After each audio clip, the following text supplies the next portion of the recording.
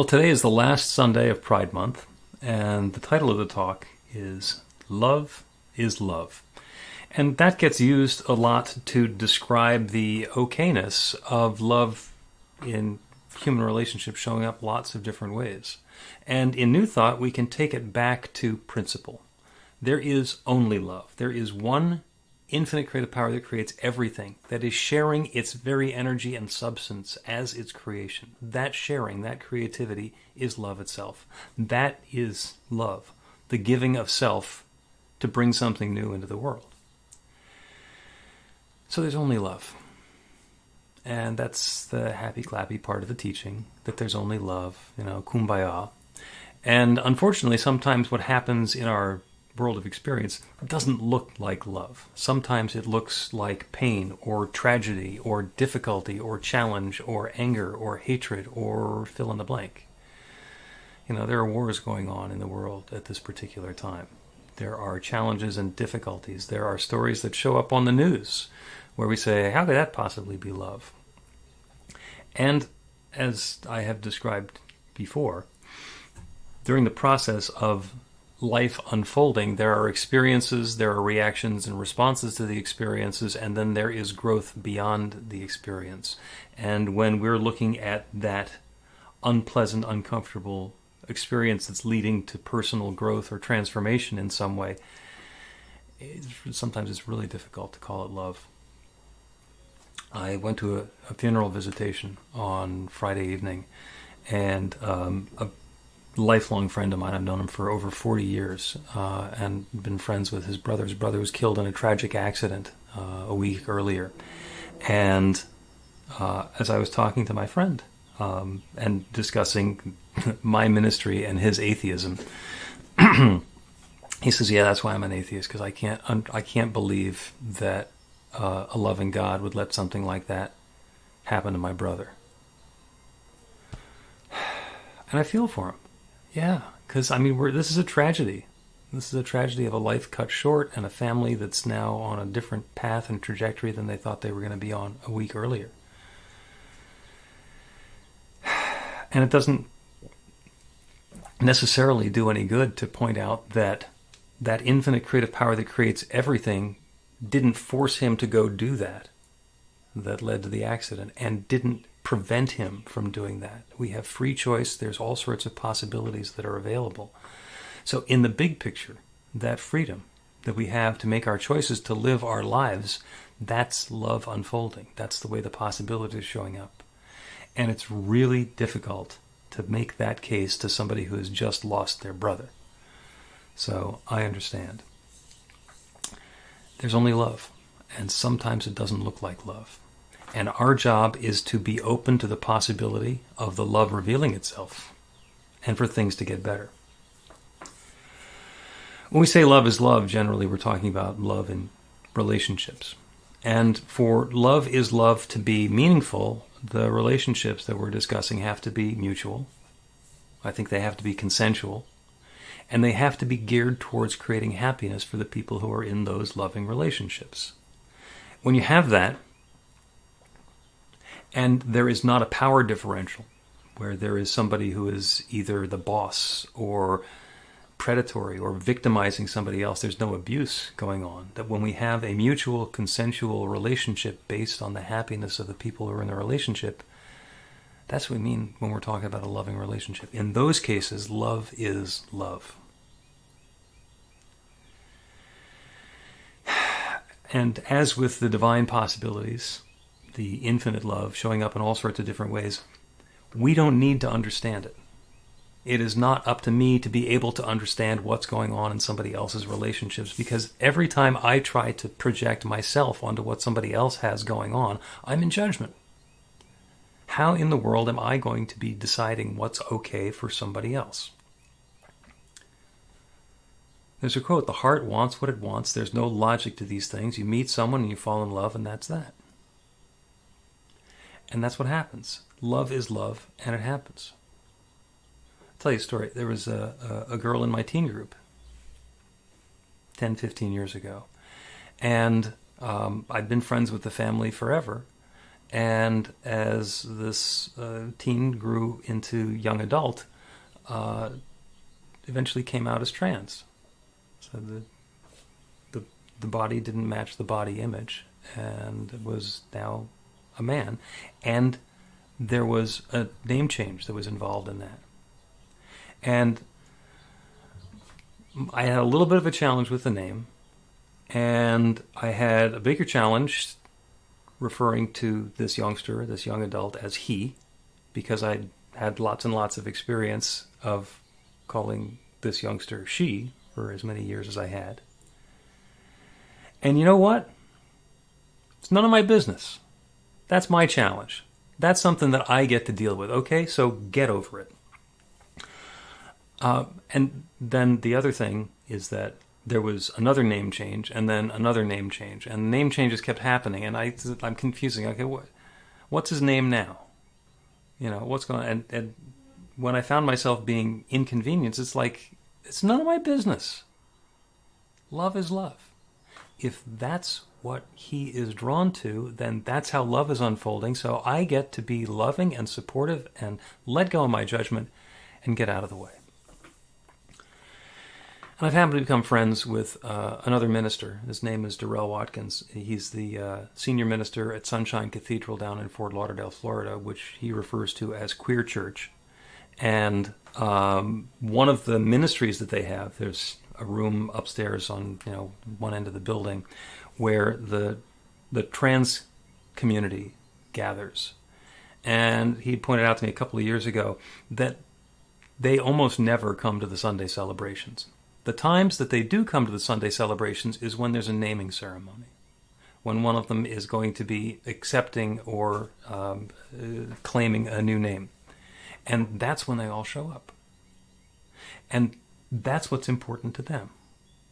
So with additional information, I get to even further let go of my judgment about, the inconvenience of the naming. No, that's important. The name is important. When we give a name to something, when we put an identity to something, it gives it importance in our lives. And every time one of these realizations has come along for me, my heart's opened a little bit more, given me a little bit more of an opportunity to acknowledge and be receptive to the fact that love is love, however it is that it's showing up. If it's consensual, if it's mutual, and if it's based on happiness unfolding, the rest of it is absolutely none of my business. Now, I'm a little bit envious because my friend Darrell is actually on the road today. He's at the Unity Church in Nashville, and I have a bunch of friends who are in Nashville who are going to see him because he's doing the sermon in drag. And that just sounds fun and edgy. And there's an opportunity for love to be unfolding. As I mentioned, he's in Fort Lauderdale, and there was an anti-drag law, and there was a pride parade, and they figured out a way to have drag in the pride parade without getting arrested, which I thought was brilliant. They basically put on T-shirts and huge posters of people in drag and carried the posters. Because there's an opportunity for love to unfold, for something new to come along, and for love to be at hand. That's that infinite creative power. It's creating something where we didn't think it was going to be possible before. And trying to mash it down and prevent it from happening, and for the people who are not part of the group that's being marginalized to try and control it. That's not love unfolding, in my opinion. And from what I've observed, it doesn't work. It doesn't work. The bathroom bans are just a prime example that, for all of my experience with the trans community, there has never been an issue of somebody being in the wrong bathroom, because everybody is aware of who they are and what they want to be projecting and how they want to be participating in the world, and no one notices and no one cares. But if you put a law in place that says somebody who is glitzy and glamorous and, with her hair poofed up, by law has to go into the men's room, what's that going to do but make the people go into the men's room be uncomfortable? So we're working against ourselves, and it's not we, because I'm not part of this, although this is my country, so got to be part of this somehow. How is love unfolding? Love is love is love, and we get to open and invite and appreciate it. The trans youth who had been in my teen group got a partner, another trans man, and I was confused about what that partnership was about and what that meant, and reminded myself, Bill, it's none of your business. It is none of your business. Open to the possibility that there is love unfolding and see what that looks like. See how that feels. See what newness is possible. And it turns out, for my awareness, that the key piece of that is partly trans, but mostly community. Because the people who are in that community have something in common. They have a rapport and an understanding and a shared experience. And so the chances of a loving relationship showing up there is very, very strong. So of course that's not only something that could happen, that's something that's likely to happen. And God bless them for being able to find that support and that love and that appropriateness in a loving relationship. I've been involved with some people who are non-binary, where instead of using he or she, they use the pronoun they. And when somebody says, Pat is going on a trip to Florida and they're going to stay at this particular resort, I think, who's Pat going with? And then I realize they is singular. And for me, who loves words and spent a lot of time as a writer, you can have non-binary, but why do you have to take non-singular? Why'd you have to claim the plural as well? And you know what? It's none of my business. Love is love, and I get to let my small self out of the way and be open to a new possibility and not insist that people use language the way that I think that they should use language, and be open to what those new possibilities are. I'm a little bit, crazed that one of the definitions of literal is now figurative. Because people say, literally this, and they say something figurative that's not true. Literally, I've done this a million times. Literally, you have not done this a million times, 1,000 times. No, that has not happened. You've done it often. You're tired of doing it. It's annoying, but it's not a million. Literal and figurative mean the opposite of each other. And if it's okay for those two words to mean the same thing in the dictionary, then I can get over who's using the word they. And I'm going to go out on a limb here and suggest perhaps some of us also have a thing that's going on, something that where we feel some righteous indignation about somebody who is appropriated or misusing something that we find to be a familiar and comfortable tradition.